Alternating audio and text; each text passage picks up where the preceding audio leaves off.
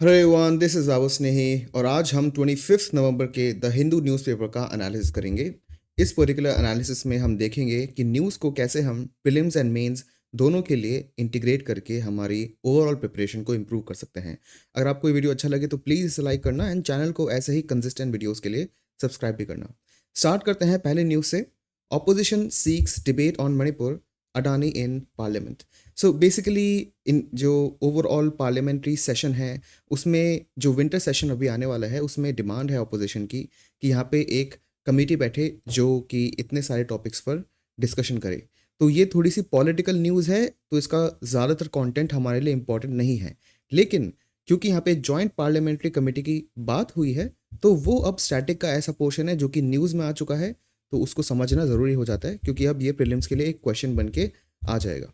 सो हुआ क्या है कि ओवरऑल जो अपोजिशन ने डिमांड करी है कि पार्लियामेंट के अंदर एक डिस्कशन हो किस पर, जो ओवरऑल गौतम अडानी का केस है जिसमें उन पर बहुत सारे एलिगेशंस लगाए हैं यूनाइटेड स्टेट्स की कुछ कंपनीज ने एंड यूनाइटेड स्टेट्स के डिपार्टमेंट ऑफ जस्टिस ने। सो अब आपको एक चीज़ समझनी है कि देखो, डिस्कशन तो पूरे पार्लियामेंट में होता ही है, पूरा पार्लियामेंट बना ही है ऐसे डिस्कशंस के लिए, एंड बहुत सारे जो डिफरेंट टॉपिक्स हैं इंपॉर्टेंस के, उनका डिस्कशंस मेंबर ऑफ पार्लियामेंट्स करते रहते हैं। तो फिर ये अलग से कमेटी बनाने की ज़रूरत क्या पड़ी? और ये जॉइंट का मतलब क्या होता है? पार्लियामेंट में हमारे दो हाउसेज हैं। हमारे पार्लियामेंट में दो हाउसेज हैं, एक है लोकसभा और दूसरा है राज्यसभा। एक्चुअली अब पार्लियामेंट सर्कुलर नहीं दिखता, पहले पार्लियामेंट ऐसा दिखता था, अब पार्लियामेंट कुछ इस टाइप का दिखता है। ठीक है, तो ये काफ़ी इंटरेस्टिंग एक चेंज आ चुका है वहाँ पे। एनीवे, तो जो पार्लियामेंट है उसमें दो हाउसेज हैं, लोकसभा एंड राज्यसभा, एंड यहाँ पे एक कमेटी बनाई जाएगी, एक ऐसी कमेटी बनाई जाएगी अलग से जिसके अंदर राज्यसभा के भी कुछ मेंबर्स होंगे और लोकसभा के भी कुछ मेंबर्स होंगे, इसीलिए इसको जॉइंट पार्लियामेंट्री कमेटी बोला जाएगा। दैट मीन्स दोनों ही पर्टिकुलर हाउसेस से मेंबर्स आएंगे, साथ में बैठेंगे और जॉइंट डिस्कशन करेंगे, इसलिए इसको जॉइंट पार्लियामेंट्री कमेटी बोला गया। एक और चीज़ आपको ध्यान रखनी है कि ये पार्लियामेंट्री कमेटी बनाई जा ही क्यों रही है जब नॉर्मल डिस्कशन पार्लियामेंट में वैसे भी होता है। एक्चुअली पार्लियामेंट्री कमेटी एक किसी स्पेसिफिक रिसर्च के लिए भी बनाई जाती है, ये भी आपको ध्यान रखना है। ठीक है, इसका मेन पर्पस डिस्कशन तो होता ही है। तो देखो, ओवरऑल जो पार्लियामेंट है उसमें लोग डिस्कस करते हैं, बहुत सारे टॉपिक्स को उठाते हैं, और एक ऐसी पार्लियामेंट एक ऐसी जगह है जहाँ पे जो लेजिस्लेचर है वो एग्जीक्यूटिव से क्वेश्चंस पूछता है और उनको अकाउंटेबल रखता है। क्वेश्चंस पूछना मतलब, क्योंकि एग्जीक्यूटिव कौन है? जो सरकार है, जो गवर्नमेंट, हम नॉर्मली भाषा में गवर्नमेंट बोल देते हैं, वो एग्जीक्यूटिव होती है जिसके अंदर काउंसिल ऑफ मिनिस्टर्स हैं, प्राइम मिनिस्टर हैं, एट्सेट्रा। पार्लियामेंट जो कि एक लेजिस्लेचर है, वो इस पूरे एग्जीक्यूटिव पर नज़र रखता है और उनको अकाउंटेबल रखता है उनसे क्वेश्चंस पूछ के। लेकिन कुछ ऐसे टॉपिक्स होते हैं जिन पे बहुत ही ज़्यादा स्पेशल अटेंशन देने की ज़रूरत होती है और बहुत ही ज़्यादा डीप डाइव करने की ज़रूरत होती है। अगर एक ही टॉपिक पे पाँच पाँच दिन पर पाँच पाँच दिन तक पार्लियामेंट में डिस्कशन चलता रहा, तो बाकी सारे जो टॉपिक्स हैं वो शैडो हो जाएंगे, उन पे ज़्यादा डिस्कशन नहीं हो पाएगा। तो इससे बेटर क्या है, क्योंकि अगर कोई एक ऐसा टॉपिक है जिस पे बहुत ही ज़्यादा डीप डिस्कशन करने की ज़रूरत है, डीप रिसर्च करने की ज़रूरत है मेंबर ऑफ पार्लियामेंट्स को, तो वो अलग से एक छोटी सी कमेटी बना लेते हैं, इसमें कुछ मेंबर इलेक्ट करके डाल लेते हैं।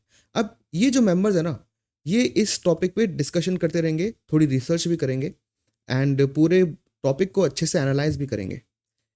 इससे क्या होगा, जो पूरा पार्लियामेंट है वो सिर्फ एक डिस्कशन के पीछे ही भागता नहीं रहेगा, और जो पार्लियामेंट है वो बाकी डिस्कशन करता रहेगा।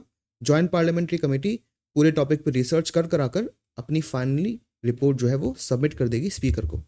तो इसका पर्पज़ ही यही होता है।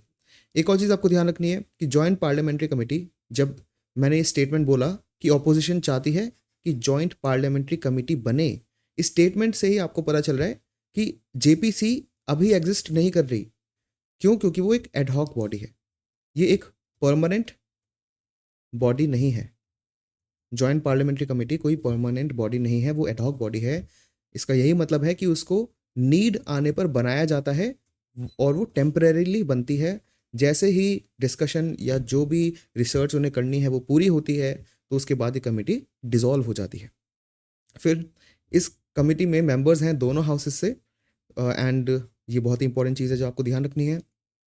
एक और क्या एस्पेक्ट है इसका, कि जो रूलिंग गवर्नमेंट है, क्योंकि जो एग्जीक्यूटिव है, जिसको हम गवर्नमेंट भी बोलते हैं, जिनके एमपीज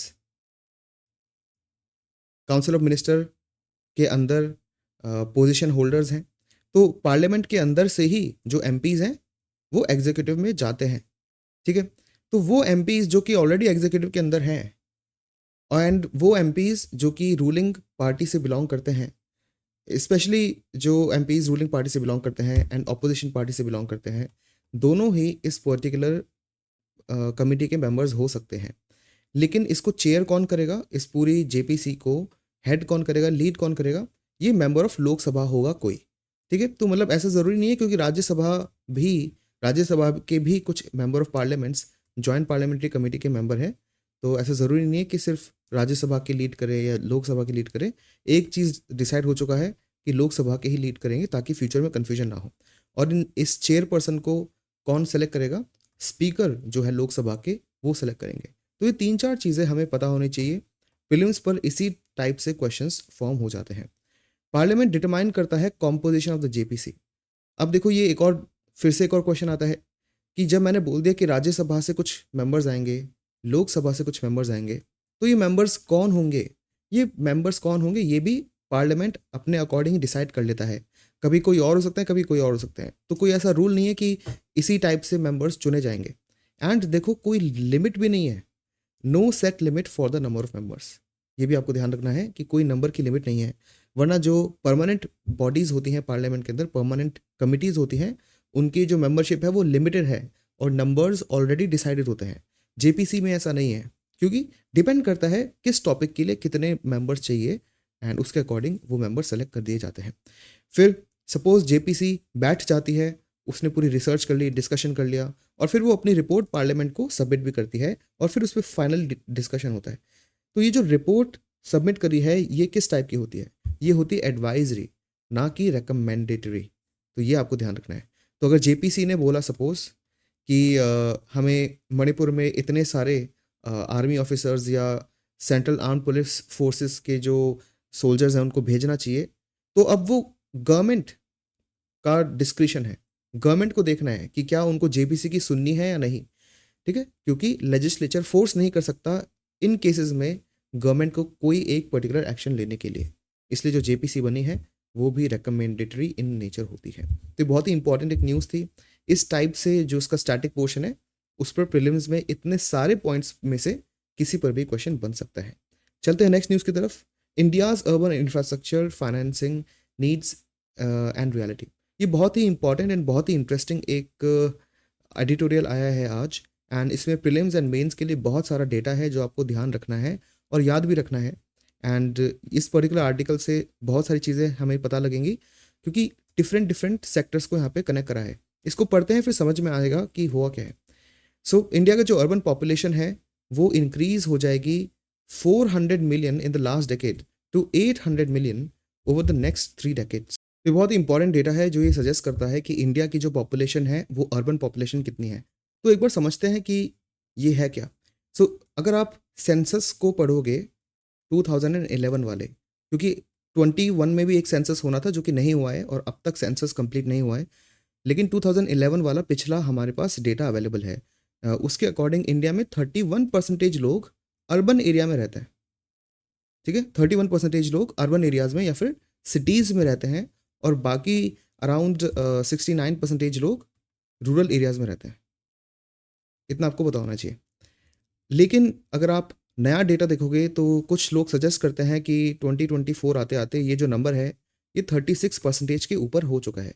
अब ये जो नंबर है ना, ये एस्टिमेशन है, ये एक्चुअल ग्राउंड डेटा नहीं है। ग्राउंड डेटा हमें तब पता चलेगा जब नया सेंसस आएगा, जो अब तक आया नहीं है। तो अभी हमारे पास रिलायबल सोर्स यही है, बट फिर भी सबको पता है कि हाँ 36% तो ये शायद हो चुका हो। तो यहाँ पे लिखा है कि ये इंडिया की जो अर्बन पॉपुलेशन है वो पिछले डेकेड में 400 मिलियन थी। अब ये कैसे है? देखो, जब 2011 में ये बताया गया कि इंडिया की अर्बन पॉपुलेशन 31% है टोटल पॉपुलेशन की ना, तो उसका नंबर भी दिया गया। ये कितना था? 377 मिलियन। 377 मिलियन हो गया अराउंड 37.7 करोड़। 37.7 करोड़ लोग अर्बन एरिया में रहते थे।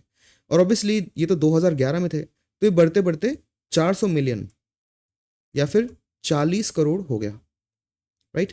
तो 2020 तक जो ऑथर है वो ये बोल रहे हैं कि 2020 तक आते आते इंडिया में 400 मिलियन लोग या फिर 40 करोड़ लोग ऐसे थे जो कि अर्बन एरियाज में रहते हैं, सिटीज़ में रहते हैं।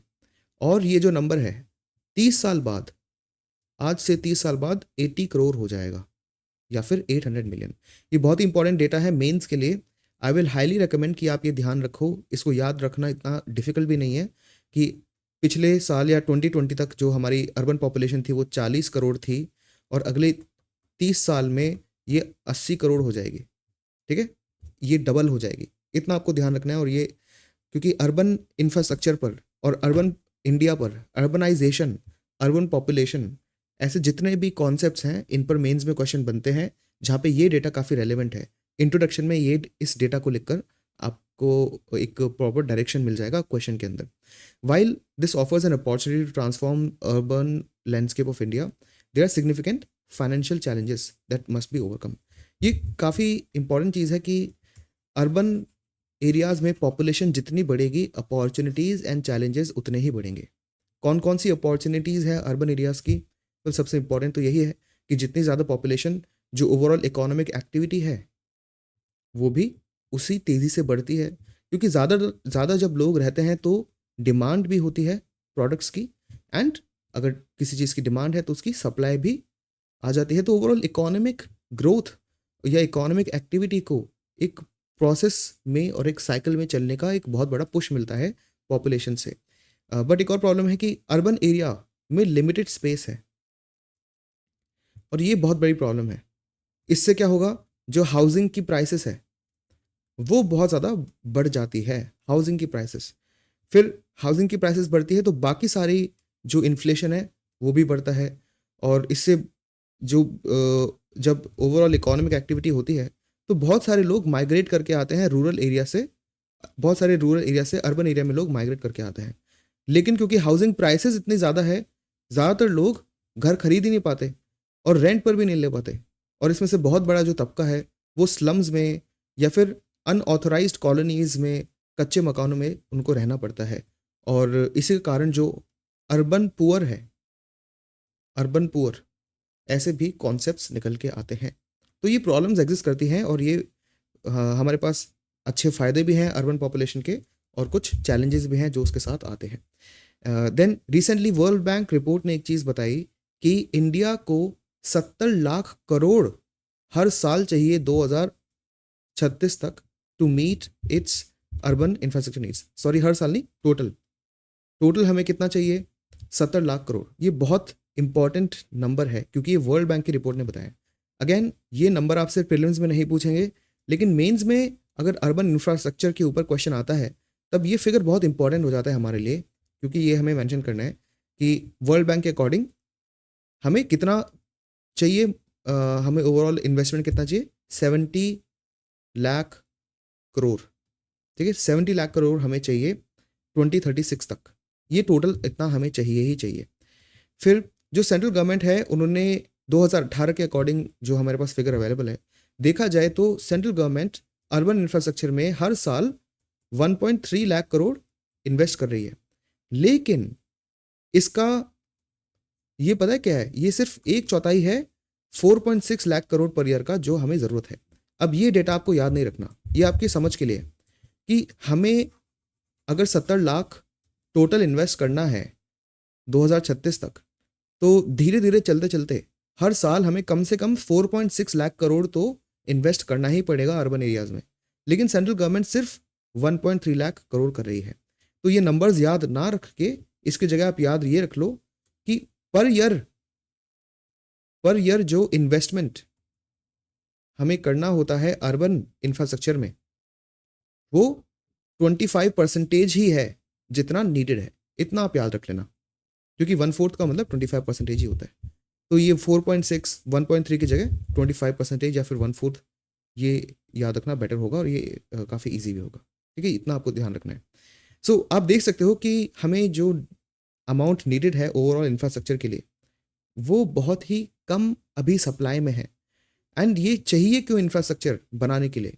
पॉपुलेशन को हैंडल करने के लिए, क्योंकि पॉपुलेशन इतनी ज़्यादा बढ़ रही है। इस पॉपुलेशन को हैंडल करने के लिए हमें इंफ्रास्ट्रक्चर चाहिए, और अगर इंफ्रास्ट्रक्चर नहीं बना तो पॉपुलेशन क्राइसिस जो अभी हो रहा है अर्बन एरियाज में, वो और ज़्यादा बढ़ता जाएगा। Broadly about 50% is estimated for the basic urban services, और बाकी जो है वो अर्बन ट्रांसपोर्ट। तो जितना ओवरऑल इंफ्रास्ट्रक्चर के लिए, अर्बन इंफ्रास्ट्रक्चर के लिए पैसा इन्वेस्ट होगा, उसका जो 50% है वो अर्बन ट्रांसपोर्ट में जाएगा, और 50% जो बेसिक अर्बन सर्विसेज है उसमें इन्वेस्ट होगा। अब ये बेसिक अर्बन सर्विसेज क्या होती है? सैनिटेशन, क्लीनलीनेस, वाटर सर्विसेज, ठीक है, जो ओवरऑल बेसिक अंडरग्राउंड सर्विसेज होती है। फिर कोई पाइपलाइन लगानी है, इंटरनेट कनेक्शन करना है, इलेक्ट्रिसिटी के पोल्स लगाने हैं, बहुत सारे जो अर्बन इंफ्रास्ट्रक्चर में डिफरेंट टाइप की सर्विसेज होती है, वो सारी प्रोवाइड की जाती है। उसके लिए 50% ओवरऑल अमाउंट है। और जो अर्बन ट्रांसपोर्ट है, जैसे बसेस हो गई, मेट्रो हो गई, रिक्शाज हो गए, इन सब के लिए बाकी का 50% इन्वेस्ट होगा। तो ये भी 50% याद रखने की ज़रूरत नहीं है आपको, बट ये आपको समझना है कि ये पैसा जा कहाँ रहा है और किस चीज़ के लिए चाहिए हमें ये अर्बन इंफ्रास्ट्रक्चर में पैसा। आधा ट्रांसपोर्ट के लिए और आधा अर्बन सर्विसेज के लिए। अब एक और क्वेश्चन आपके दिमाग में आएगा कि ये जो अर्बन सर्विसेज है, ये प्रोवाइड करेगा कौन? ये प्रोवाइड करती हैं अर्बन लोकल बॉडीज। देखो, 74th कॉन्स्टिट्यूशन अमेंडमेंट जब हुआ था, तब उसमें अर्बन लोकल बॉडीज को एक कॉन्स्टिट्यूशनल स्टेटस मिल गया था। अब अर्बन लोकल बॉडीज क्या होती है? क्योंकि इंडिया के अंदर स्टार्टिंग से सेंट्रल गवर्नमेंट और स्टेट गवर्नमेंट ही कॉन्स्टिट्यूशनली बहुत सारी पॉलिसीज़ को इम्प्लीमेंट कर रही थी, डिसीजंस ले रही थी। बट ये देखा गया कि जो सेंट्रल गवर्नमेंट है वो तो एक आम इंसान से बहुत दूर है, और इवन स्टेट गवर्नमेंट भी बहुत ही ज़्यादा दूर है। एक ऐसा स्टेट है जिसमें 8 करोड़ लोग हैं, और उसका सीएम तो एक ही है ना, वहाँ पे चीफ मिनिस्टर तो एक ही है। तो 8 करोड़ लोग उस एक इंसान से अपना काम कैसे करवाएंगे? तो आप ये समझ सकते हो कि स्टेट गवर्नमेंट भी बहुत दूर हो गई एक इंसान की अप्रोच से। तो इसीलिए स्टेट गवर्नमेंट को बहुत सारे छोटे छोटे अर्बन लोकल बॉडीज़ में डिवाइड कर दिया। इन अर्बन लोकल बॉडीज़ के अंदर जो वार्ड मेंबर्स होते हैं, जो पार्षद होते हैं, जो म्यूनिसिपैलिटीज़ हैं, म्यूनिसिपल कम्युनिटीज़ हैं, उनके थ्रू जो गवर्नेंस है वो लोगों के बहुत पास आ गई। तो जो ग्रास रूट्स डेमोक्रेसी है, उसको एक्सपैंड करने के लिए, उसको इम्प्रूव करने के लिए अर्बन लोकल बॉडीज़ बनाई गई। ठीक है, ये वही है म्यूनिसिपैलिटी आप जिसको बोलते हो, या फिर म्यूनिसिपल कॉरपोरेशन, ये सब अर्बन लोकल बॉडीज़ ही हैं। बट ये अर्बन लोकल बॉडीज़ ही हैं जो कि इन अर्बन सर्विसेज को प्रोवाइड करेंगी और अर्बन ट्रांसपोर्ट को बनाने में मदद करेगी सेंटर और स्टेट गवर्नमेंट्स की। बट लोकल लेवल पे म्यूनिसिपल फाइनेंस में कुछ इश्यूज हैं। A crucial component for urban infrastructure funding have remained stagnant for decades. तो जो अर्बन इंफ्रास्ट्रक्चर को बनाएगा अर्बन लोकल बॉडीज़, इनके पास जो फाइनेंस आ रहा है वो काफ़ी कम है। देखो, स्टेट गवर्नमेंट भी डायरेक्टली कॉन्ट्रैक्टर्स को हायर करके अर्बन इंफ्रास्ट्रक्चर बना सकती है, लेकिन अभी मैंने आपको बताया कि जो लोकल डिमांड है वो अर्बन लोकल बॉडीज़ को ज़्यादा पता है स्टेट गवर्नमेंट से, तो इनके पास आना चाहिए पैसा। इंस्टेड जो अभी स्टेट गवर्नमेंट्स इतने सारे कॉन्ट्रैक्टर्स को हायर कर रही है और फिर अपना काम खुद ही करवा ले रही है, उससे बेटर है कि वो अर्बन लोकल बॉडीज़ को ये पैसा दे दे, और फिर अर्बन लोकल बॉडीज़ खुद से डिसीजन ले ग्राउंड लेवल पे कि उनको कैसे ये काम पूरा करवाना है, किस तरह से उनको डिज़ाइन करना है अर्बन इंफ्रास्ट्रक्चर को। लेकिन प्रॉब्लम क्या है कि इनके पास जो फंड है, म्यूनिसिपल फाइनेंस जो है, ये बहुत ही स्टैग्नेंट है, रुका हुआ है बहुत सालों से। 2002 से ही जो म्यूनिसिपल फाइनेंस है वो जीडीपी का सिर्फ 1% ही है। ये बहुत ज़्यादा इंपॉर्टेंट एक क्वेश्चन है। एक्चुअली अर्बन लोकल बॉडीज़ पे GS2 में भी एक बहुत अच्छा क्वेश्चन आ सकता है, तो उसके लिए भी हमें रेडी रहना है। तो 2002 से आज तक जो अर्बन लोकल बॉडी के अंदर म्यूनिसिपल फाइनेंस अवेलेबल है वो जीडीपी का सिर्फ 1% ही है। ठीक है, and municipal bodies contribute 45% to overall urban investments. तो जितनी भी इन्वेस्टमेंट अर्बन एरिया में आती है वो उसका 45% आता है म्यूनिसिपल बॉडीज से, और म्यूनिसिपल बॉडीज के खुद के पास जो फाइनेंस है वो जीडीपी का 1% 2002 से ही स्टैग्नेंट है। इतना आपको ध्यान रखना है। तो ये 45% याद रखने की जरूरत नहीं है, बट ये आपको पता होना चाहिए कि जितना फाइनेंस अवेलेबल है म्यूनिसिपल कॉर्पोरेशन के पास, वो जीडीपी का सिर्फ 1% है, और 2002 से यही रेशियो चलता आ रहा है, ये बड़ा नहीं है ratio. Despite the increase in the centre and state transfer, financial health of the municipalities remains precarious. अब देखो, जितनी भी लोकल बॉडीज हैं उनकी 3 सबसे बड़ी प्रॉब्लम्स हैं, 3 बहुत बड़ी प्रॉब्लम्स है इनके पास। क्या क्या प्रॉब्लम्स है? इसको बोलते हैं 3F। 3F का मतलब फंड्स, फंक्शंस एंड फंक्शनरीज। ये इंपॉर्टेंट है, इस पे ये चीज़ें मेंस में लिखने में काफ़ी हेल्प करती है, एंड प्रीलिम्स में भी इस टाइप के क्वेश्चंस बन जाते हैं। फंड्स मतलब कि म्यूनिसिपल गवर्नमेंट के पास या म्यूनिसिपल बॉडीज के पास जो ओवरऑल पैसे हैं वो काफ़ी कम है, क्योंकि स्टेट गवर्नमेंट जो लोकल बॉडीज़ हैं, अर्बन लोकल बॉडीज़ हैं, उनको पैसे बहुत कम देती है, पहली बात। दूसरी चीज़, जो लोकल बॉडीज़ है ना, वो खुद का ही रेवेन्यू जनरेट करने की उनके पास जो फ्रीडम है वो भी काफ़ी कम है। मतलब वो अगर चाहे ना कि भाई देखो, हम खुद के टैक्स लगा के रेवेन्यू जनरेट कर लेंगे, हम खुद ही छोटे छोटे इन्वेस्टमेंट करके रेवेन्यू जनरेट कर लेंगे, हम लोगों को एक्स्ट्रा सर्विस देकर फीस से पैसे कलेक्ट कर लेंगे और नॉन टैक्स रेवेन्यू भी जनरेट कर लेंगे, तो स्टेट गवर्नमेंट परमिशन नहीं देता। वो बोलता है नहीं नहीं नहीं, हम ये काम करेंगे और फिर तुम्हें हम पैसे देंगे। तो इससे क्या है, फंड की कमी रहती है लोकल बॉडीज के पास। फिर फंक्शंस, अब जो भी काम है, अगेन मैंने को क्या कहा, ग्राउंड लेवल पे क्या होना चाहिए वो डिसीजन अर्बन लोकल बॉडीज को लेना चाहिए, क्योंकि वो ग्राउंड लेवल पे क्या हो रहा है उसको ज़्यादा समझते हैं, वो लोगों के काफ़ी पास हैं, एंड जो लोकल नीड्स हैं उनकी भी ज़्यादा समझ अर्बन लोकल बॉडीज को होती है। तो उन्हें ही रिसर्च करके डिसीजंस लेने चाहिए। लेकिन होता क्या है, ऊपर से डिसीजन आता है, स्टेट गवर्नमेंट बताता है अर्बन लोकल बॉडीज को कि तुम्हें क्या करना है, तुम्हें क्या करना है। तो इनके पास जो फंक्शंस अवेलेबल है ना खुद के, उनकी भी कमी है। और तीसरी चीज़ की कमी है फंक्शनरीज की, कि अर्बन लोकल बॉडीज के पास टेक्निकल एक्सपर्टीज भी नहीं है, क्योंकि यहाँ पे स्किल्स भी अवेलेबल नहीं है इतने हाई लेवल पर, और जो बड़े बड़े एक्सपर्ट्स होते हैं उनकी भी कमी होती है अर्बन लोकल बॉडीज़ के पास। तो वो बहुत फ्यूचर में बहुत लंबे मास्टर प्रोजेक्ट्स के लिए बड़े बड़े प्लान्स नहीं बना पाते, और अगर उनके पास फाइनेंस आ भी गया तो उसको मैनेज कैसे करना है ये भी काफ़ी बार उनको पता नहीं होता। और स्टेट गवर्नमेंट भी फंक्शनरीज प्रोवाइड नहीं कर रहा, क्योंकि उनको लगता है कि म्यूनिसिपल बॉडी का कोई काम थोड़ी है, उनको तो बस हमें हमारा काम करने के लिए हमने रखा हुआ है। बट ऐसा नहीं है, म्यूनिसिपल बॉडीज़ खुद से खुद का वर्क भी कर सकते हैं, और उनको ये करने की फ्रीडम स्टेट गवर्नमेंट्स को प्रोवाइड करनी चाहिए। तो ये आपको ध्यान रखना है, और इसीलिए ये प्रॉब्लम है। डिस्पाइट एन इंक्रीज, तो जो सेंटर और स्टेट ने जो ओवरऑल ट्रांसफ़र है वो बढ़ा भी दिया, तब भी जो फाइनेंशियल हेल्थ है म्यूनिसिपल कॉर्पोरेशन की वो कम है। 3 रीज़न जो मैंने आपको बताया वो उसका ही एग्जाम्पल है। फिर tax revenue grew only by 8% between 2010 and 2018, grants by 14% and non tax revenue by 10%। तो ये इतने सारे आपको नाम और ये नंबर्स याद रखने की ज़रूरत नहीं है, बट आप ये ध्यान रख सकते हो, इसमें आपको क्या समझना है, ट्रेंड समझना है। ट्रेंड आपको बस इतना जान लेना है और इतना ध्यान रखना है, अगर आपको ये पॉइंट लिखना हो मीन्स में, कि जो टैक्स रेवेन्यू ग्रांट्स जो कि स्टेट या और सेंटर से आती है, और जो नॉन टैक्स रेवेन्यू है, इसका जो राइज है ना वो बहुत ही कम है और बहुत ही ज़्यादा लिमिटेड है। क्योंकि ये जो राइज है टैक्स रेवेन्यू में, नॉन टैक्स रेवेन्यू में और ग्रांट्स में, वो कम है।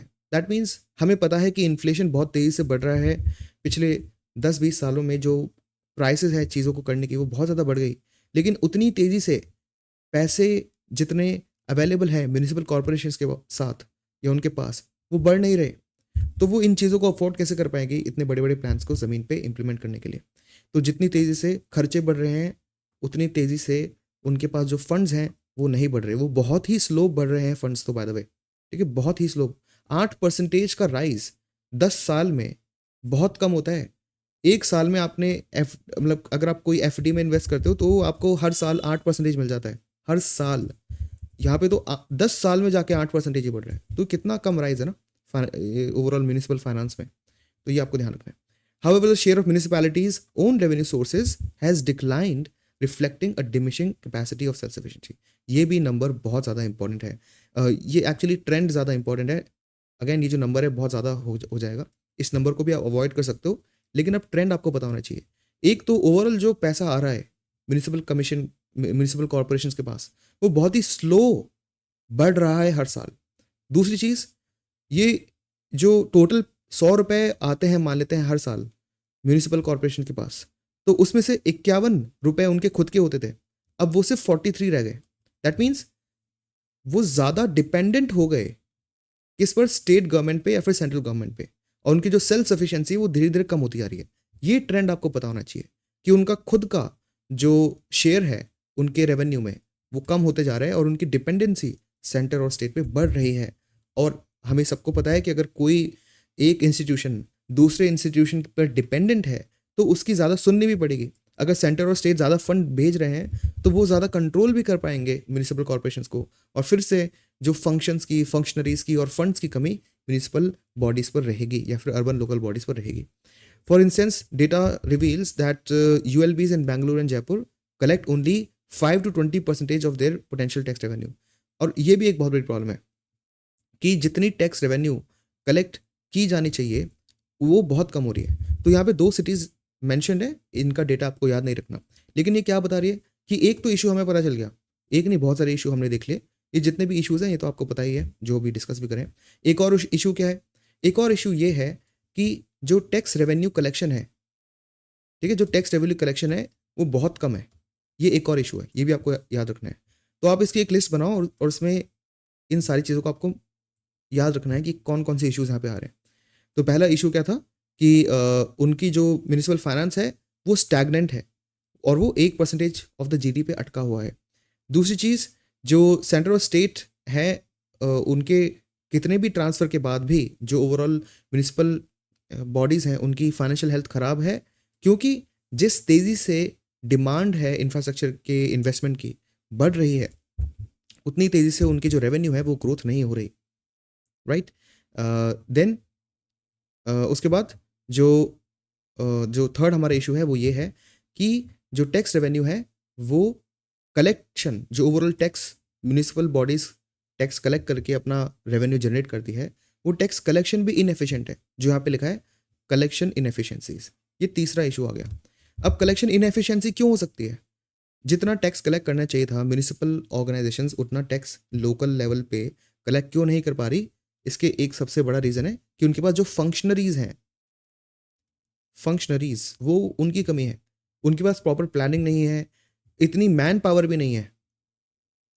देखो, जब उनके पास फंड की कमी है ना, पैसे की कमी है, तो मैन पावर को हायर नहीं कर पा रही। मैन पावर को हायर नहीं कर पा रही तो इतने फंक्शनरीज़ ही नहीं है जो कि टैक्स कलेक्शन पूरा कर पाए या फिर सारे अकाउंट्स से डील कर पाए और हर जगह जाके ऑडिटिंग कर पाए। इतनी स्ट्रेंथ नहीं है, ना ही इतनी स्किल अवेलेबल है, ना ही इतनी टेक्निकल एक्सपर्टीज़ अवेलेबल है ULBs के पास, और इसलिए वो प्रॉपर कलेक्शन नहीं कर पा रहे हैं और उसमें इनएफिशिएंसी आ रही है। This gap costs urban services revenue generate from them. Obviously Indian cities struggle with low absorptive capacity. So इसका बेसिकली मतलब है कि इंडियन सिटीज़ में जिस तरह से पॉपुलेशन बढ़ रही है, उन पॉपुलेशन को हैंडल करने के लिए हमारे पास इंफ्रास्ट्रक्चर वगैरह नहीं है। तो ये इंडियन सिटीज़ की एक बहुत बड़ी प्रॉब्लम है। ये काफ़ी अच्छा कीवर्ड है, लो एब्जॉर्प्टिव कैपेसिटी, इसको आपको याद रखना है।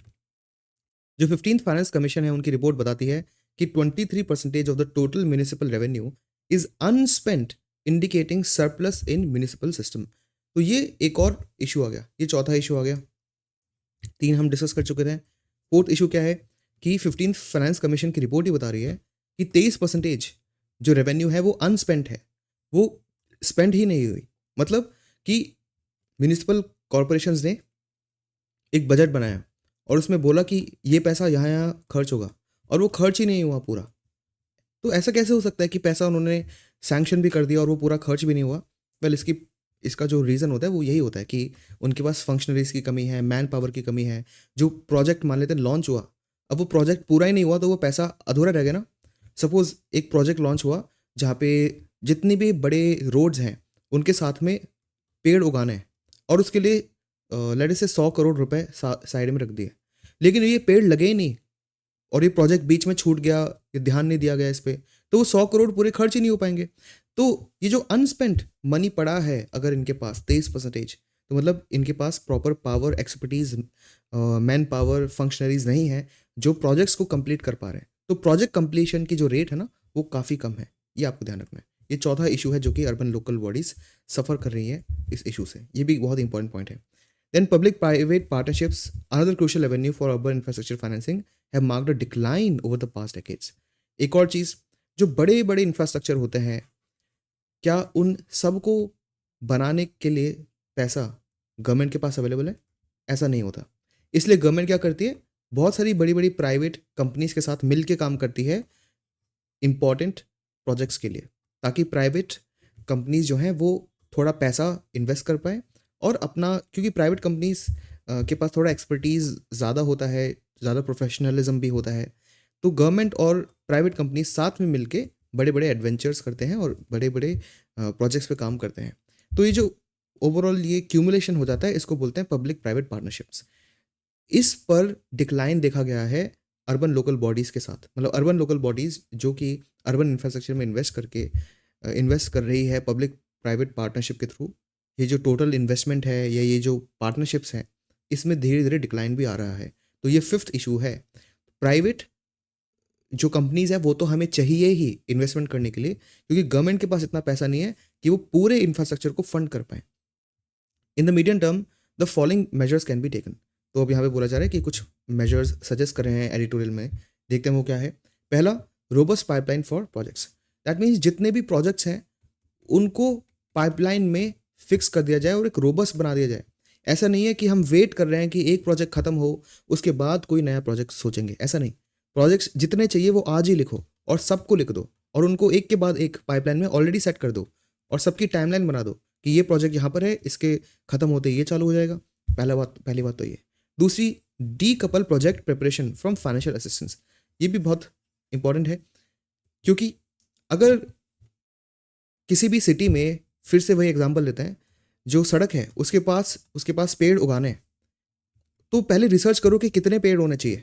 सपोज मान लेते हैं कि हर 100 मीटर के अंदर इनको हर 100 मीटर के अंदर 50 छोटे-छोटे पेड़ उगाने हैं। ये मैं रैंडम एग्जांपल दे रहा हूँ और ये साइंटिफिक स्टडी से पता चला है कि इतना ही ज़रूरी है। अब इससे बहुत फ़ायदा भी होगा, ठीक है? लेकिन ये प्रोजेक्ट प्रिपरेशन के बीच में इनको लगे, अरे यार इतने तो पैसे नहीं है, तो 100 में ना 50 की जगह हर 100 मीटर में चलो सिर्फ 10 पेड़ रख लेते हैं। क्योंकि इनको पता है कि इनके पास फंड्स की कमी है, इसलिए इन्होंने ये लोग 10 पर सेटल हो गए। ऐसा नहीं होना चाहिए। तो जब प्रोजेक्ट को प्रिपेयर कर रहे हैं, तब फाइनेंशियल असिस्टेंस को भूल जाओ और उसको डीकपल कर दो। मतलब दोनों को साथ में मत सोचो। पहले प्रोजेक्ट को प्रिपेयर कर दो कि हाँ, हमें 50 चाहिए और फिर स्टेट गवर्नमेंट से आप आर्ग्यू करो, उनसे बार्गेन करो कि भाई हमें इतना तो करना ही है और इतना पैसा चाहिए और इसको मैनेज करना है। ये ठीक है। And last 2 decades have shown investment in urban infrastructure have not advanced to the extent it required. ये तो काफ़ी ऑब्वियस है कि जितना हमारे पास इन्वेस्टमेंट की डिमांड है उतना नहीं हो रहा है। वो हमने देखा भी था कि जितना डिमांड है उसका सिर्फ 25% ही जो ओवरऑल है वो इन्वेस्ट हम कर पा रहे हैं इन जनरल। देन थर्ड क्या सोल्यूशन है कि leverage digital public infrastructure for improved operations.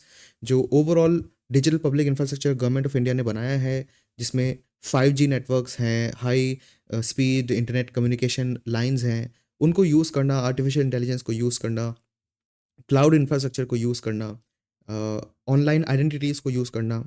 इससे क्या है, इससे हम जो ट्रांसपोर्टेशन को थोड़ा और स्मूथ बना सकते हैं। बसेस में पासेस की ज़रूरत नहीं होगी। जब वो आप ऑटोमेटिकली बस में जाओगे, एक स्कैन करोगे और आपको अलग से टिकट खरीदने की ज़रूरत नहीं होगी, जैसे मेट्रो में होता है। ठीक है, तो ओवरऑल जो अर्बन ट्रांसपोर्टेशन है वो भी इन चीज़ों से और ज़्यादा स्मूथ हो सकता है अगर डिजिटल पब्लिक इंफ्रास्ट्रक्चर को ढंग से यूज़ करा गया तो। Next news, climate deal mere a illusion says India. So final जो डे है COP29 का, अब वो ख़त्म हो चुका है। ये एक यूनाइटेड नेशंस की क्लाइमेट चेंज के लिए कॉन्फ्रेंस ऑफ पार्टीज़ थी 29 नंबर की। ये अज़रबैजान में थी, बाकू के अंदर, और इसका टाइम पूरा हो चुका है। इसमें एक सॉल्यूशन भी आ गया है, फाइनल कंक्लूजन भी आ गया है, लेकिन वो बहुत ही अनसैटिस्फैक्टरी है और बहुत सारी जो डेवलपिंग कंट्रीज़ हैं उससे काफ़ी डिससैटिस्फाइड है। तो ये बोला जा रहा है कि जो actually new collective quantified goal on climate finance achieve करना था, वो अचीव नहीं हो पाए और हम फेल कर गए हैं उस पर्टिकुलर पर्सपेक्टिव से। तो देखो, 2009 में डिसाइड किया जाता है कि हर साल जितना पैसा डेवलप्ड कंट्रीज से डेवलपिंग कंट्रीज के पास जा रहा है क्लाइमेट फाइनेंस के रूप में, और वो क्यों जा रहा है, ताकि developing countries fossil fuel economy से रिन्यूएबल एनर्जी बेस्ड इकोनॉमी में ट्रांसफ़र हो जाए। तो ये जो पैसा है 2009 में डिसाइड होता कि 2020 आते आते हर साल जितना ये ट्रांसफ़र हो रहा है ना, 2020 में और 2020 के बाद ये हर साल कम से कम $100 बिलियन तो ट्रांसफ़र होना ही पड़ेगा, ठीक है। फिर 2015 में ये डिसाइड होता है कि 2025 में कुछ नया हमें कुछ नया हमें टारगेट सेट करना होगा, क्योंकि 2009 में सेट हो गया 2020 का टारगेट कि 100 बिलियन मिनिमम हर साल ट्रांसफ़र होगा क्लाइमेट फाइनेंस के रूप में। तो अब 2015 में 5 साल बाद डिसाइड होता है कि 2025 में 25 तक आते आते हमें एक डिसीजन लेना है और ये जो 100 बिलियन मिनिमम का गोल था ना, इसको बढ़ाना है और एक नया नंबर ढूंढना है। इसीलिए अब अभी 2024 चल रहा है ना, इसीलिए 2025 से ठीक पहले ये डिस्कशन चल रहा था कि ये नंबर कितना होगा। तो अब 2024 में डिस्कस हुआ है कि जो मिनिमम नंबर है वो जो $100 बिलियन है वो तो चलेगा ही, और इसको धीरे धीरे है ना हम इम्प्रूव करेंगे, इसको धीरे धीरे बढ़ाएंगे और बढ़ाते बढ़ाते 2035 तक ये नंबर ये जो मिनिमम नंबर है कि हर साल मिनिमम कितना क्लाइमेट फाइनेंस जाना चाहिए डेवलप्ड कंट्रीज से डेवलपिंग कंट्रीज के पास, ये जो मिनिमम नंबर है ये 2035 तक आते आते $300 बिलियन हो जाएगा। कितना हो जाएगा? $300 बिलियन। बट ये नंबर बहुत कम है, क्योंकि सिर्फ $300 बिलियन ही डेवलप कंट्रीज ने ऑफर करा है, लेकिन जितने भी एक्सपर्ट्स थे उन्होंने कहा था कि हमें तो $1.3 ट्रिलियन हर साल चाहिए 2035 के बाद से, लेकिन ये तो सिर्फ $300 बिलियन पर ही दे रहे हैं। तो 1.3 ट्रिलियन हो जाता है 1300 बिलियन, और ऑफर कितना किया जा रहा है? $300 बिलियन। तो बहुत बड़ा डिफरेंस है, ठीक है, ये आपको ध्यान रखना है। तो यही जो नंबर है इसी को बोला गया है न्यू कलेक्टिव क्वांटिफाइड गोल, NCQG। तो ये चीज़ आपको ध्यान रखनी है। जो डेवलपिंग कंट्रीज़ हैं डेफिनेटली वो बोल रही हैं कि हमें $1.3 ट्रिलियन चाहिए है, एंड पेरिस अग्रीमेंट में डिसाइड हो चुका था कि $100 बिलियन के ऊपर कोई ना कोई नया नंबर हमें चूज़ करना पड़ेगा 2025 के बाद से। बस इतनी ही न्यूज़ है, क्योंकि बाकी सारी जो डिस्कशन है वो COP29 के रनअप में हमने बहुत सारा कर लिया था वो discussion. Next news, Iran to hold nuclear discussions with UK, France and Germany. बहुत ही इंटरेस्टिंग न्यूज़ है। एक्चुअली ईरान एक बहुत बड़े न्यूक्लियर प्रोजेक्ट में इंटरेस्टेड था और वो उसको फॉलो कर रहा था। होता क्या है कि न्यूक्लियर पावर बहुत टाइप की होती है, और उसके लिए एक पर्टिकुलर न्यूक्लियर पावर का जो सोर्स है वो है यूरेनियम। यूरेनियम को धरती से माइन करा जाता है, तो उसमें ना यूरेनियम 238 भी होता है और यूरेनियम 235 भी होता है। जो यूरेनियम 235 होता है ना, जो धरती से हम माइन करते हैं, ये 0.7% से भी कम होता है, और ज़्यादातर उसके अंदर 99% से भी ज़्यादा यूरेनियम 238 ही होता है। मतलब सपोज यूरेनियम हमने माइन करा धरती में से और एक इतना बड़ा टुकड़ा आ गया, अब इसके पूरे के अंदर 99% यूरेनियम 238 है और कहीं कहीं दूर दूर दूर दूर यूरेनियम 235 है, जो कि इस पूरे टुकड़े का 0.7% है। तो अब ये जो पूरा और हमें मिला है, पूरा जो ये हमने माइन करा है, इसको डायरेक्टली हम यूज़ नहीं कर सकते। जो यूजेबल मटेरियल है ना वो है यूरेनियम 235। तो हम क्या करेंगे, धीरे धीरे करते करते जो यूरेनियम 238 है उसको साइंटिफिकली प्रोसेस के थ्रू बहुत ही केयरफुली उसको हम इससे निकालेंगे। तो धीरे धीरे यहाँ पे जो 238 है ना उसको हटाएंगे। तो उसको जितना हटाते जाएंगे तो जो 235 जितना इसके अंदर है उसकी परसेंटेज बढ़ती जाएगी। उसका जो टोटल क्वांटिटी है वो तो उतनी ही रहेगी, लेकिन परसेंटेज बढ़ती जाएगी, ठीक है। इसी प्रोसेस को कहते हैं न्यूक्लियर एनरिचमेंट। अगर इस ओर को 3% या फिर 5% तक एनरिच कर लिया, मतलब इसमें U38 इतना हटा दिया कि जो U35 है अब वो पूरे बचे हुए ओर का 3% से लेके 5% तक है। जब ऐसा हो जाता है तो ये इनफ होता है, ये मोर देन इनफ है। किस चीज़ के लिए? न्यूक्लियर पावर जनरेट करने के लिए। तो न्यूक्लियर एनर्जी बनाने के लिए इतना एनरिचमेंट काफ़ी है, ठीक है। कुछ बहुत ही ज़्यादा स्पेशल ऐसे न्यूक्लियर रिएक्टर्स होते हैं जिनके लिए 20% एनरिचमेंट तक ज़रूरत होती है, और यहाँ तक ये मोर देन इनफ है न्यूक्लियर पावर जनरेट करने के लिए। न्यूक्लियर रिएक्टर इन पे काम करेगा और न्यूक्लियर पावर जनरेट कर देगा।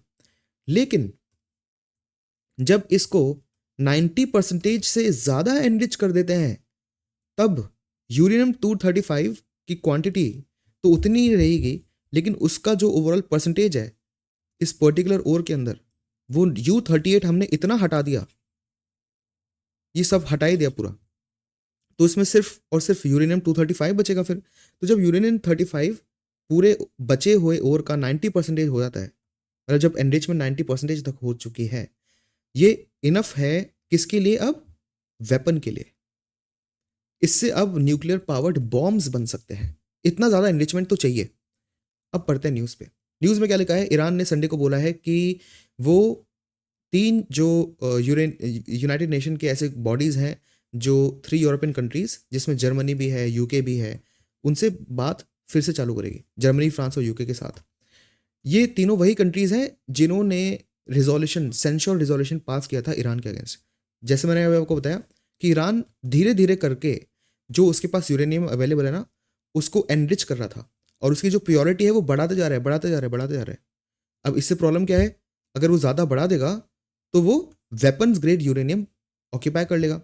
तो इसमें डिमांड ये है, ये जो 3 कंट्रीज़ हैं इनकी डिमांड ये है, और जो IAEA है उसकी भी डिमांड ये है कि ये जो एनरिचमेंट कर रहा है ना यूरेनियम का ईरान, ये 60% से ऊपर ना करे। क्योंकि सबको पता है कि 60% तक करने की ज़रूरत ही नहीं है। अगर आपको यूरेनियम का या न्यूक्लियर मटेरियल का यूज़ एनर्जी, पावर, इलेक्ट्रिसिटी इसके लिए चाहिए, तो 3 से 5% या फिर ज़्यादा से ज़्यादा 20% इतना ही चाहिए। अगर आप यूरेनियम को 20% से ज़्यादा एनरिच कर रहे हो, तो आपकी इंटेंशन अच्छी नहीं है, क्योंकि उसका यूज़ आप सिर्फ वेपन ग्रेड के लिए ही करोगे, और आप न्यूक्लियर वेपन्स बना सकते हो। तो ये है। अब इससे IAEA न्यूज़ में आता है। तो एक और चीज़ आपको ध्यान रखनी है कि ये ईरान पे ये जो कंट्रीज़ हैं, इन्होंने कैसे रिजोल्यूशन पास करा, और जो ईरान है वो इनसे बात क्यों कर रहा है। देखो, एक चीज़ थी JCPOA, ये 2015 में आई थी। इसका नाम है joint comprehensive plan of action, जिसमें बहुत सारी कंट्रीज आई और उन्होंने ईरान के साथ एक डील करी कि प्लीज़ आप न्यूक्लियर एनरिचमेंट जो आप कर रहे हो ना उसको रोक दो, और उसके रिटर्न में ईरान को क्या मिलेगा? उसके रिटर्न में ये है कि ईरान के ऊपर ना इन सारी कंट्रीज़ ने बहुत सारे सैंक्शंस लगा रखे थे कि भाई हम आपसे ट्रेड नहीं करेंगे, हमारी जो फ्रेंडली कंट्रीज़ हैं वो भी आपसे ट्रेड नहीं करेगी। तो ये सैंक्शंस हट जाएंगे अगर ईरान ने इस लिमिट को मान लिया तो वही अब डिस्कशन फिर से हो रहा है। ठीक है, तो IAEA क्या है? यह इंटरनेशनल एटॉमिक एनर्जी एजेंसी, ये definitely peaceful use of nuclear energy को सपोर्ट करती है। एंड 1957 ये बनी थी, और इसको बोला जाता है एटम्स फॉर पीस। ऑब्वियसली जो एटम्स हैं, जो यूरेनियम एटम है, वो हम यूज़ करेंगे सिर्फ पीसफुल यूज़ ऑफ एनर्जी के लिए, इसलिए इसका नाम है एटम्स फॉर पीस। इन सारी चीज़ों पे बाय द वे प्रीलिम्स में क्वेश्चन बन सकते हैं, और ये जो प्रोसेस मैंने आपको समझाया, ये जो नंबर्स मैंने यहाँ पे दिए हैं, इन पर भी प्रीलिम्स में क्वेश्चन बनते हैं बाय द वे। ठीक है, तो ये भी आपको ध्यान रखना है, और उसको उसी तरह से आपको रिमेंबर करना है। देन यूएन का जो IAEA है, इसका जो ऑफिस है वो यूएन के ऑफिस के अंदर है, ऑस्ट्रिया के अंदर। एंड 2005 में इसको नोबेल पीस प्राइज़ भी मिला था, क्योंकि इसके एफर्ट्स के लिए जब इसने बहुत सारे न्यूक्लियर एनरिचमेंट प्रोग्राम्स को रुकवाया था। इसमें अराउंड 178 मेंबर्स हैं, और इंडिया इसका फाउंडिंग मेंबर्स है।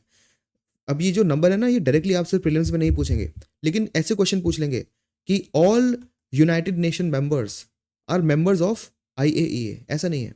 यूनाइटेड नेशन में 193 से लेके 195 मेंबर्स हैं, 2 इसमें ऑब्जर्विंग स्टेट्स भी हैं। तो क्या सारे के सारे मेंबर्स UN के IAEA के मेंबर्स हैं? नहीं, ऐसा नहीं है। तो ऐसे स्टेटमेंट्स बन जाते हैं। तो अगर आपको पता है कि ये एटलीस्ट 178 के अराउंड है, तो ऐसे स्टेटमेंट से बच के आप उनको सॉल्व कर सकते हो। Next, after a health emergency toxic air फोरटेल्स an economic one. So obviously जो दिल्ली का एयर पोल्यूशन है, उसकी ओवरऑल कंडीशन अभी भी अच्छी नहीं है, और क्वालिटी ऑफ एयर अभी भी ख़राब है। तो उसी के ऊपर ये बहुत बड़ा आर्टिकल है। इसमें बहुत सारी चीज़ें लिखी है जो ज़्यादा रेलेवेंट नहीं है, बहुत सारी स्टोरीज़ हैं, बट इसमें से जो हमारे लिए इंपॉर्टेंट डेटा है वो मैंने यहाँ पे कलेक्ट करके लिख दिया है। तो रीसेंट ट्रेंड से क्या पता चल रहा है? ऑब्वियसली जो लंग कंडीशंस हैं वो वर्सन होती जा रही है। जो टीनेजर्स लंग्स जो है वो रिजेंबल कर रहे हैं उनके, जो कि लाइफ लॉन्ग स्मोकर्स हैं, और इससे हो रहा है एक इनविजिबल एपिडेमिक। ये इंपॉर्टेंट कीवर्ड है, ये प्रीलिम्स में भी पूछ लेंगे कि इनविजिबल एपिडेमिक अभी न्यूज़ में था, किससे लिंक्ड है ये। मेंस में भी आप ऐसे कीवर्ड को यूज़ कर सकते हो।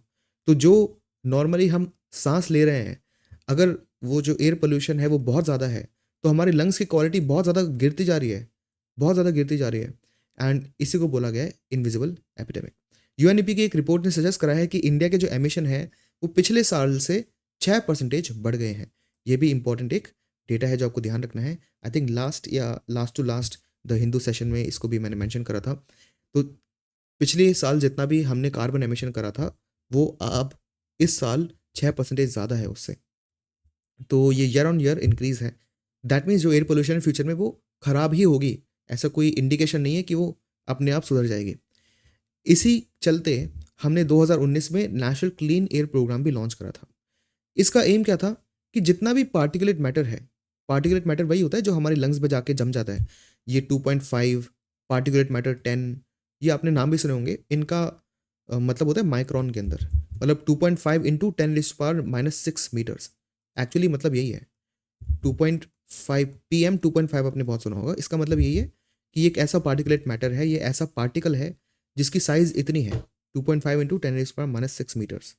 एनीवे, एनसीएपी का एम ये था कि 2024 तक जो पार्टिकुलेट मैटर है हम उसे 20% या 30% तक कम कर देंगे, और 2026 तक आते आते हम इसको 40% कम कर देंगे।